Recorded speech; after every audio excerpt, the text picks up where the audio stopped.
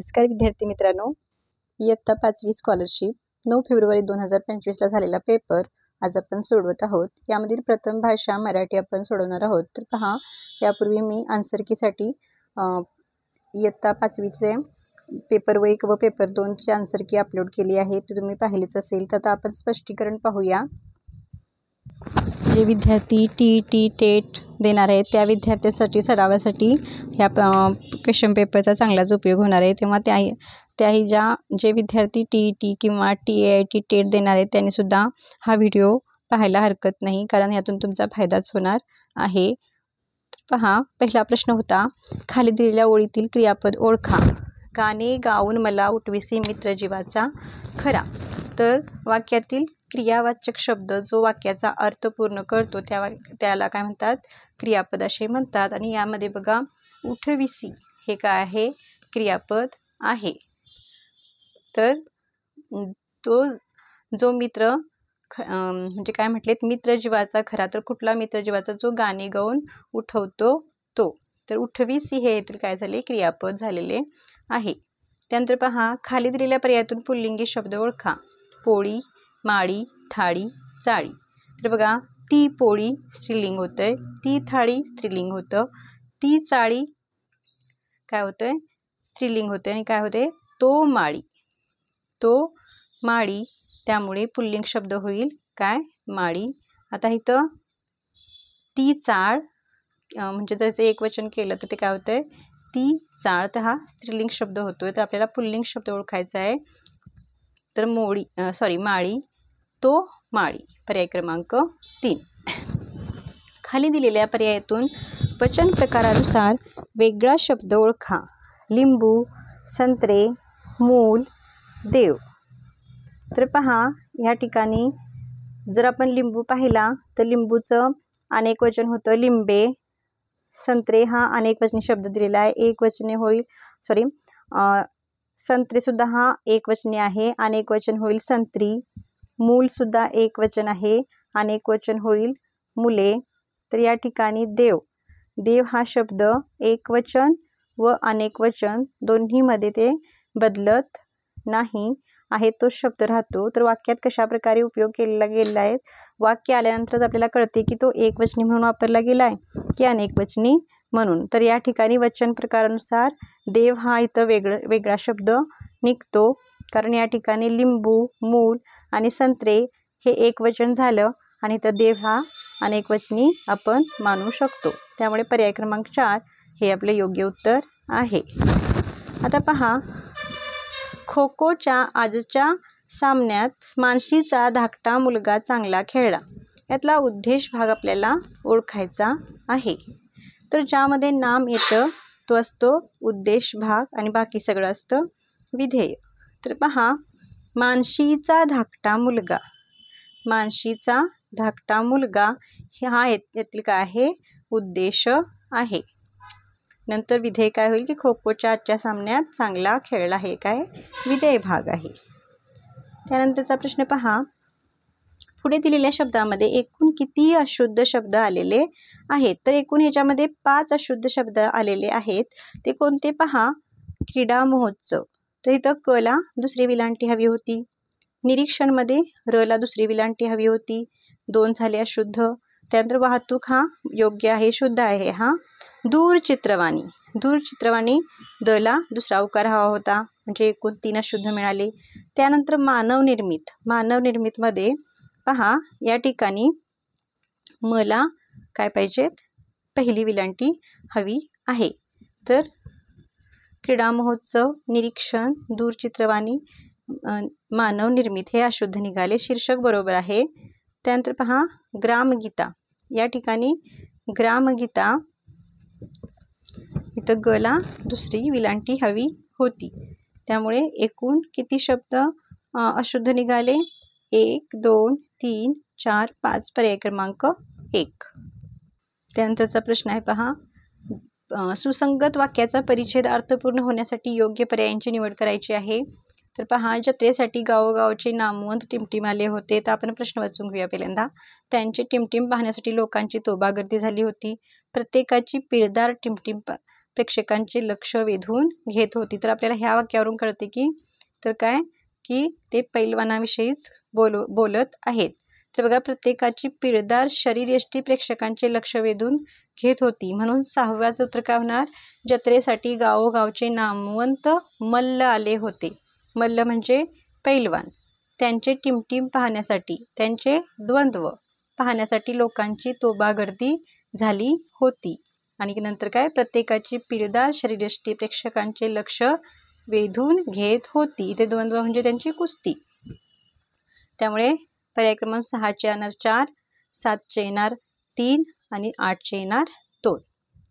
तर पहा, एक अर्थपूर्ण म्हण शोधायची आहे आणि तिचा अर्थ शोधायचा आहे.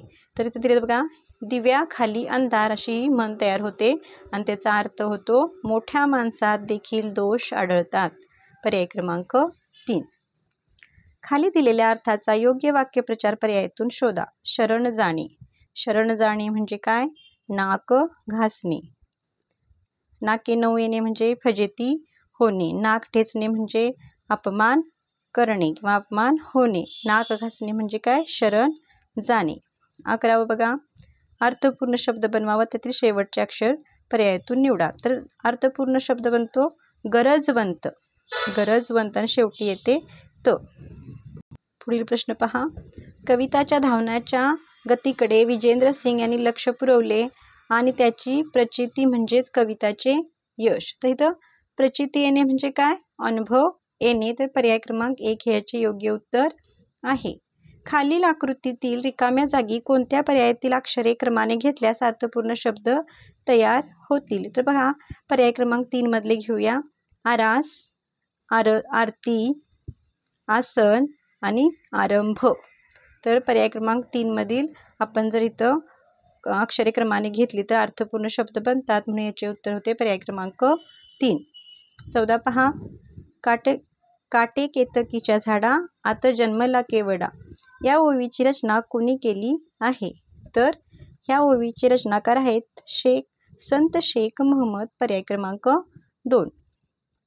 उत्कृष्ट, उतार, उत्तम, उतरण, उत्तेजन हे शब्द वर्णानुक्रमे लावल्यास मध्यभागी येणाऱ्या शब्दाचा पर्याय निवडा.